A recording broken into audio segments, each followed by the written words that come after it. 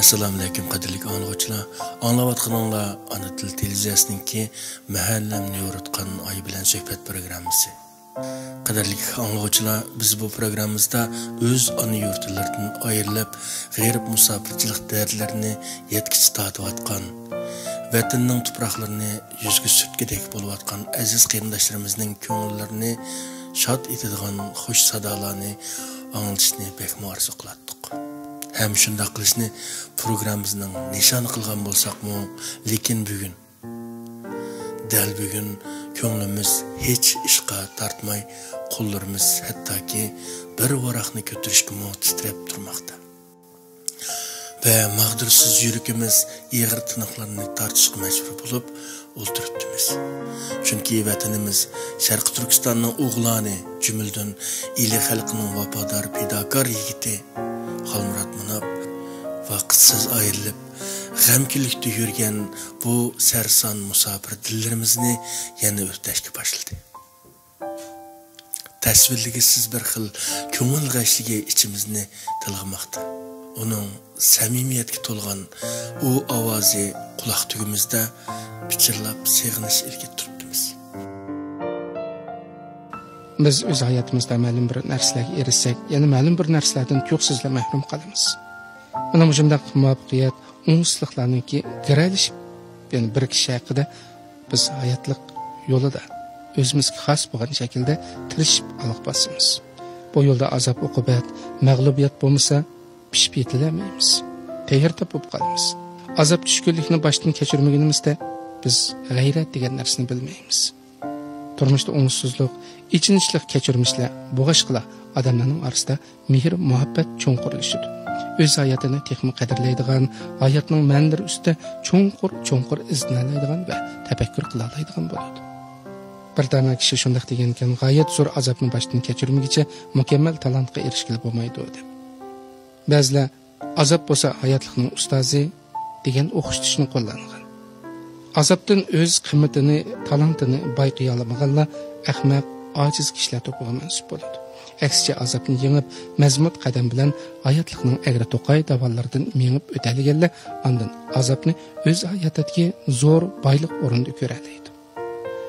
Azob qadrlik anglag'uchi qarindoshlar, bizning irodamizga bog'liq bo'lmaydi. Navbat uni boylik deb qarasak, o cho'qim bizga texmi yangi, texmi qiziqarliq, texmi o'zgacha dunyoni ato qiladi. Azobni o mening beshimga kelgan eng zo'r peshkanlik. Baxtsizligimning muqaddimasi, boshlanmasi deb qarasak, undaqda o hayot turib bizga ko'r qo'laydi.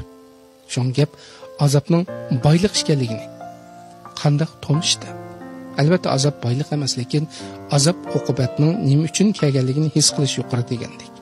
Va uni qanday qilib xushallikqa aylantirishdan iborat mana mushu jarayonni haqiqiy tushunishning o'zi eng cho'ng boylik bo'lib hisoblanadi.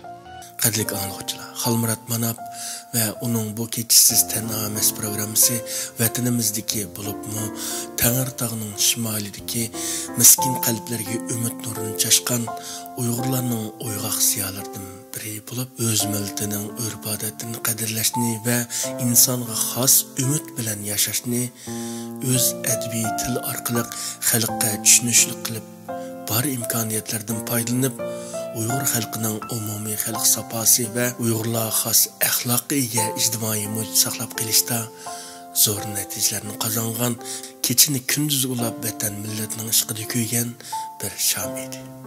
Marhum kasbdishimiz eng og'ir qiyinchiliklargacha xalqning umid orzularini oqlash yo'lida tirishgan bo'lsa-mu, zolim Xitoy va rayimsiz shum ajalning qo'lidan qechib qutula olmay bizden vakitsiz ayrıldı. Xolmurat, nurg'un kishilar siz uchun yosh to'kdi. Nurg'un kishilar qayg'urdi. Sizning ovozingizni kutib o'ltirgan mo'maylar siz uchun duoga qo'l ko'tardi. Talay kechilar sizning ovozingizni anglab, yolg'iz kunlarga hamroh bo'lgan talay Uyg'ur siz uchun duoga qo'l ko'tardi. Hicran o'ti tupchilangan muhojiratki xalqimizmi siz uchun qo'l ko'tardi. Allah firdavs jannatlarni ato qilg'ay.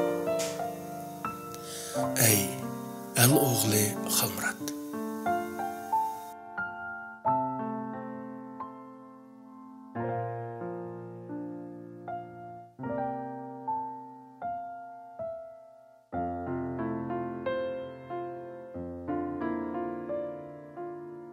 Tövəndə Əzimat Əhmədtaranның kəsbleşimiz Xalmurat Manapqa yazğan mərsiyəsini oxub ötümüz.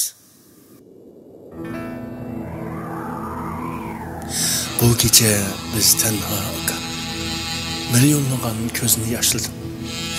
Bu gece biz tenha aka, sensizlikке qandaq neymi deymiz, xeyir demesden kim giderni qandaq. Bu gece biz tenha aka, seni həcəb bir körəlmədik. İşimizni sürtken qollarda cinazamni götürəmədik. Bu gece biz tenha aka, kimler kömüp koyğandı o seni. Mening üçün şe'r yaz deytding, yezib qoldim, ah Mərsiya. Bu gece biz tenha aka, önüm qaldı, öndidarımda həcəb yoxlab turalmabdı mən. İsset senin hayat barında, Əzimat Əhməd.